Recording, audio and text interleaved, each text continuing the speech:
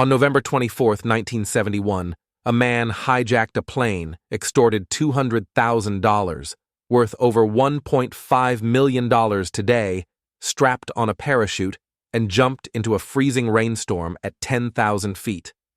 His body was never found. The money vanished. His identity remained a mystery for over 50 years. But we know exactly what happened to him that night. And I'm going to tell you his whole story, right from the moment he bought that ticket to the chilling discovery that finally gave us answers.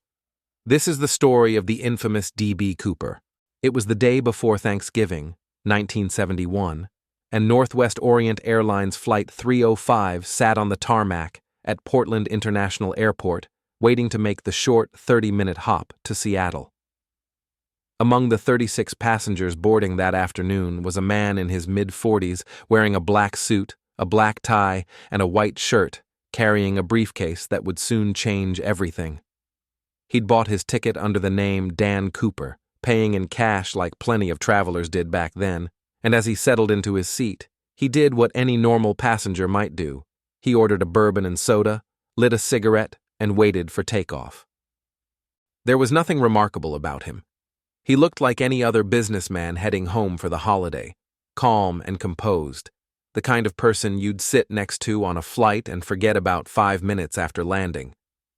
But shortly after the plane lifted off from Portland, he handed a note to a flight attendant named Florence Schaffner, and in that moment, everything changed. Schaffner almost didn't read it because she thought he was just another passenger trying to slip her his phone number. But when she finally glanced down at the words, her blood ran cold. The note said he had a bomb.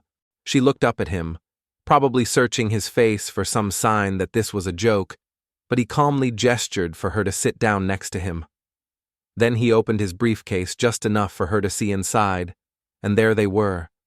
Red cylinders, wires, and a battery, all arranged in a way that looked exactly like what a bomb should look like. His voice was steady and polite as he laid out his demands. $200,000 in $20 bills, 4 parachutes, and a fuel truck waiting in Seattle when they landed. If the airline didn't comply, he told her, he would detonate the bomb and kill everyone on board. The crew immediately informed the cockpit, and the pilots radioed ahead to Seattle while the plane continued its short flight. Within minutes, the president of Northwest Orient Airlines had been contacted, the FBI was alerted, and a decision was made at the highest levels.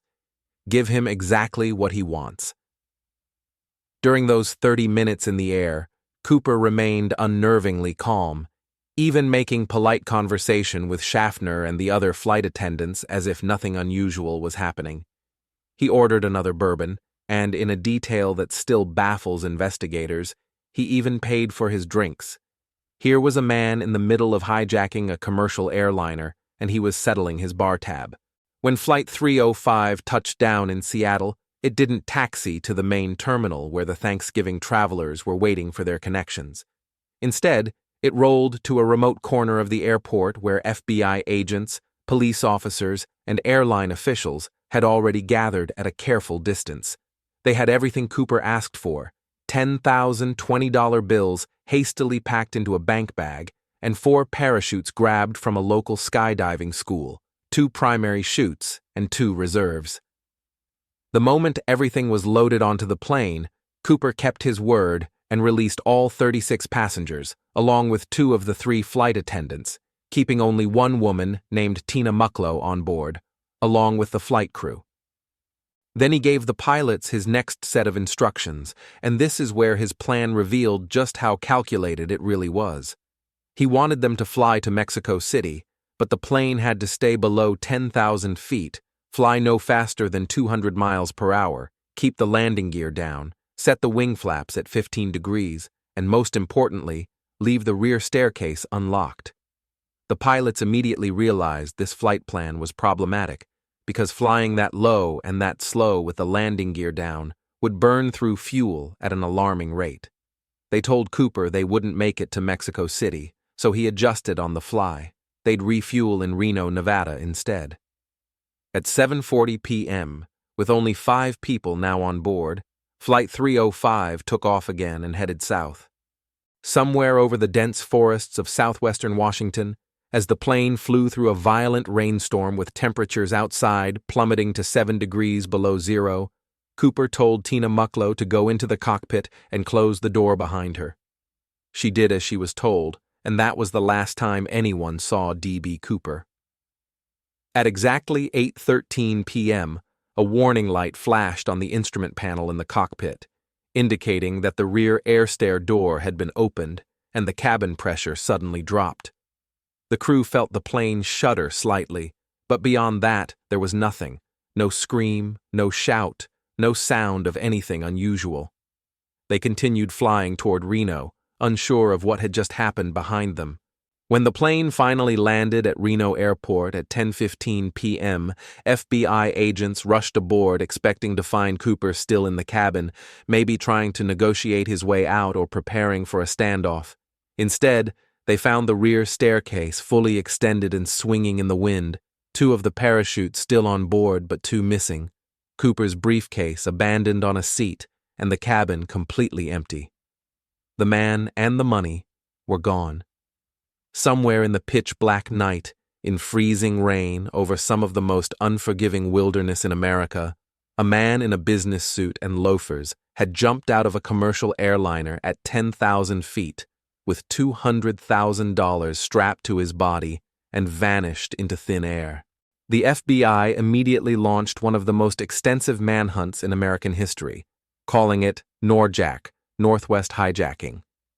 Based on the flight path and the exact moment the rear door opened, they calculated a rough drop zone somewhere over the dense forests of southwestern Washington, but that area covered hundreds of square miles of thick wilderness, rugged mountains, rushing rivers, and terrain so remote that people had been known to disappear there and never be found. Search teams deployed helicopters, ground crews, and tracker dogs, combing through the forests for weeks, looking for any sign of a parachute, a body, or the money. They found absolutely nothing. The investigation then shifted to figuring out who this man actually was, because the name Dan Cooper was obviously fake. The media had mistakenly reported his name as D.B. Cooper, and that's the name that stuck in the public imagination. Witnesses described him as a white male in his mid-40s, somewhere between 5 feet 10 inches and 6 feet tall, weighing around 170 pounds, with dark brown eyes and a calm demeanor that never wavered even as he hijacked a plane. The way he spoke suggested he knew aviation terminology. He clearly understood how a Boeing 727 worked, and he seemed familiar with parachutes and skydiving procedures. The FBI developed composite sketches and interviewed hundreds of potential suspects while tips poured in from across the country, but every single lead went cold. So here's what we know happened to D.B. Cooper and that $200,000, based on every piece of evidence collected over 5 decades. The most likely scenario, and the one the FBI officially concluded before closing the case in 2016, is that Cooper died during or shortly after the jump. Think about the conditions he faced that night. He leapt from a commercial airliner at 10,000 feet in complete darkness during a rainstorm with outside temperatures at 7 degrees below zero. He was wearing a business suit and loafers, not cold weather gear or a jumpsuit. He had no helmet, no goggles, and no proper equipment. The parachute he chose was a military-style NB-8 training chute, not designed for precision landings, and he had no way to see where he was going or steer effectively in the violent winds. Even experienced skydivers and military paratroopers have said the odds of surviving that jump were incredibly low, and that's before you factor in the landing zone. Below him was hundreds of miles of dense forest, rocky terrain, and freezing rivers. If the fall didn't kill him, the landing almost certainly would have.